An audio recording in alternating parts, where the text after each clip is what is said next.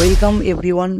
লক্ষ লক্ষ ইংরেজি উচ্চারণ এবং রিডিং শেখার জন্য লক্ষ লক্ষ শব্দ জানতে হবে না, জাস্ট 6টা ট্রিক্স। হ্যাঁ, ঠিকই শুনেছো, 6টা ট্রিক্স যদি তুমি শিখতে পারো তাহলে লক্ষ লক্ষ ওয়ার্ড তুমি নিজে রিডিং করতে পারবা। চলো, ফার্স্ট ট্রিক্সটি হচ্ছে, যদি দুটো কনসোনেন্ট আমরা পাশাপাশি দেখতে পাই তখন আমরা তাদের মাঝখান থেকে ব্রেক করে দেব, মানে ভেঙে দেব।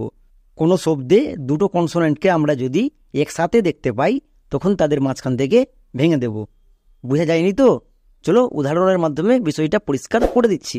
যেমন এক্সট্রা, এখানে দেখো এক্স কনসোনেন্ট এবং টি কনসোনেন্ট, দুটো কনসোনেন্ট পাশাপাশি আছে, তাহলে আমরা কি করব? এদের মাঝখান থেকে ভেঙে দেব। এবার দেখো ই এক্স এক্স, এটা আলাদা উচ্চারণ হবে, এবং টি আর এ ট্রা, এটা আলাদা উচ্চারণ হবে। পরিষ্কার? এবার এখানে দেখো টি এবং আর দুটো কনসোনেন্ট আছে, এদের মাঝখান থেকে ভাঙবো না। কেন? কারণ আমরা জানি টি আর এটা হলো ব্লেন্ডিং ওয়ার্ড, মানে এটা টোয়ে রফলা হয়ে যায়, তাই আমরা এখান থেকে ভাঙবো না। পরিষ্কার? এই এক্স এবং টি এর মাঝখান থেকে কেন ভাঙলাম? কারণ দুটো কনসোনেন্ট। চলো এবার উচ্চারণ করি, ই এক্স এক্স, টি আর এ ট্রা, এক্সট্রা। তাহলে ফার্স্ট রুলসে আমরা কি শিখলাম? কোনো ওয়ার্ডে দুটো কনসোনেন্টকে আমরা যদি একসাথে দেখতে পাই তখন ভেঙে দেব। এবার সেকেন্ড ট্রিক্সটি হচ্ছে V C V, V for vowel, C for consonant, V for vowel. যদি আমরা কোনো ওয়ার্ডে এরকম ভি সি ভি মানে ভাওয়েল কনসোনেন্ট ভাওয়েল এদেরকে একসাথে দেখতে পাই তখন আগের ভাওয়েলটা তার পাশ থেকে ভেঙে দেব। বোঝা যায়নি? চলো উদাহরণের মাধ্যমে বিষয়টা পরিষ্কার করে দিচ্ছি। যেমন এখানে দেখো মিনিস্টার, মিনিস্টার, এখানে আই ভাওয়েল, এখানে আমরা দেখে নিই যে এখানে ভিসিভি রুল হচ্ছে কিনা। এন কনসোনেন্ট আই ভাওয়েল মানে ভিসিভি, ভিসিভি রুল হচ্ছে। তাহলে কি করব? আগের ভাওয়েলটার পাশ থেকে ভেঙে দেব, মানে আয়ের পাশ থেকে ভেঙে দেব, ভেঙে দিলাম। এবার এখানে দেখো এস এবং টি দুটো কনসোনেন্ট, এটা আমরা ফার্স্ট রুলসে এক্ষুনি শিখে আসলাম। দুটো কনসোনেন্ট যদি পাশাপাশি থাকে তখন আমরা তাদের মাঝখান থেকে ভেঙে দেব। এখানে এস এবং টি দুটো কনসোনেন্ট, তাই এদের মাঝখান থেকে ভেঙে দিলাম। তাহলে এবার উচ্চারণ করব। চলো, এম আই মি, নেক্সট এন আই এস নিস, এন আই এস নিস, আর টি ই আর টার।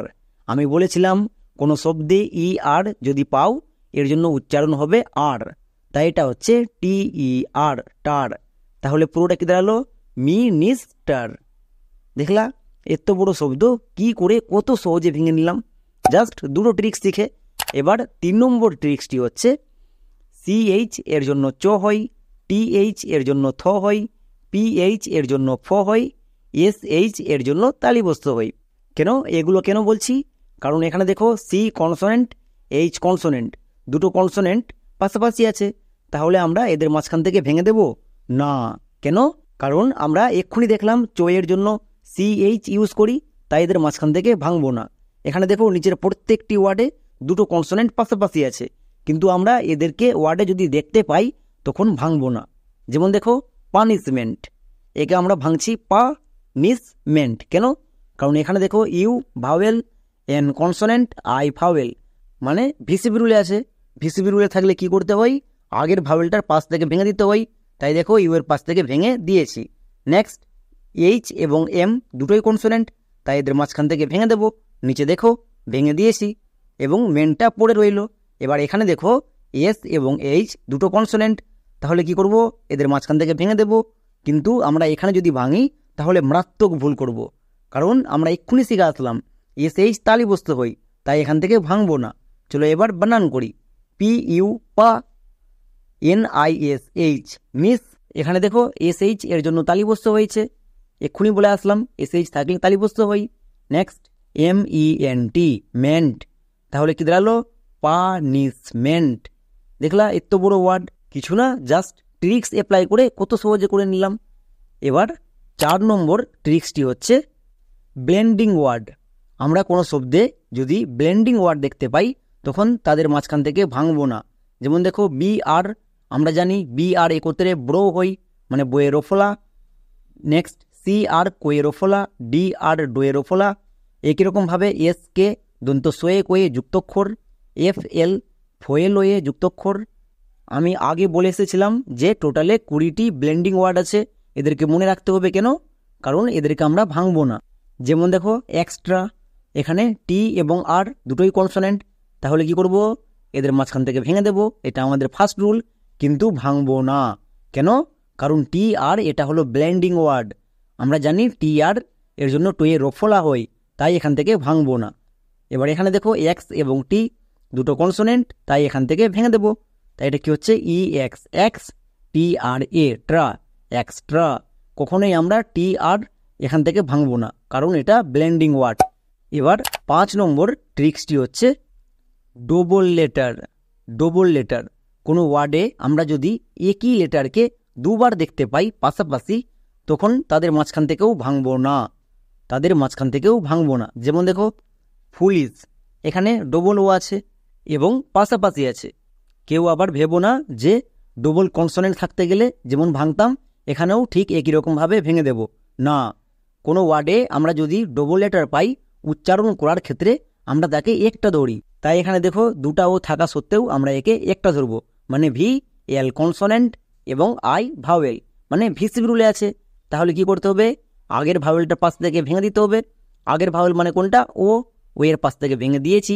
নিচে দেখো ডবল ও, একে একটা ধরবো আমরা উচ্চারণ করার ক্ষেত্রে। নেক্সট এস এইচ, এখান থেকে ভাঙবো না। কেন? কারণ এস এইচ তালিবস্ত হই। চলো এবার বানান করি। এফ ডবল ও, কি হবে? ফু। কেন? আমি বলেছিলাম ডবল ও কোনো ওয়ার্ডে থাকলে তার জন্য হস্যকার হই, তাই হলো ফু। আর এল আই এস এইচ এর জন্য লিস, তাহলে কি দাঁড়ালো? ফুলিস। ফুলিস, ফুলিস মানে কি? বোকা। তাহলে একই ওয়ার্ড দুবার পেলে তার মাঝখান থেকে ভাঙবো না। এবার লাস্ট ট্রিক্স, 6 নম্বর ট্রিক্সটি হচ্ছে ওয়ার্ড প্যাটার্ন।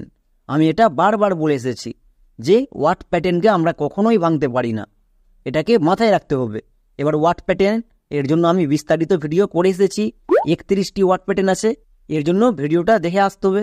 যেমন এখানে দেখো মেনশন, এখানে আমি বলে এসেছি TION, কোনো শব্দে যদি আমরা TION এদেরকে একসাথে দেখতে পাই, এর জন্য শোন উচ্চারণ হই এবং এটা একটা ওয়ার্ড প্যাটার্ন। তাই দেখো এর পাশ থেকে ভেঙে দিয়েছি। নেক্সট এখানে দেখো এন কনসোনেন্ট, টি কনসোনেন্ট, মানে দুটো কনসোনেন্ট, তাই এদের মাঝখান থেকে ভেঙে দিয়েছি। তাহলে যেভাবেই ভাঙতে পারো। এবার চলো বানান করি। MAN মেন, MAN মেন। নেক্সট TION ওয়ার্ড প্যাটার্ন, কি হয়? সন। তাহলে কি হলো? Mention, mention. তাহলে আমরা আজকের ক্লাসে 6টি ট্রিক্স বা রুল শিখলাম। এই 6টি ট্রিক্স বা রুল যারা একবার শিখে নেবে, আমি গ্যারান্টি সহকারে বলতে পারি তারা উচ্চারণ করতে, রিডিং পড়তে কোনো জায়গায় আটকাবে না এবং বড় বড় শব্দ এক নিমিষে করতে পারবে।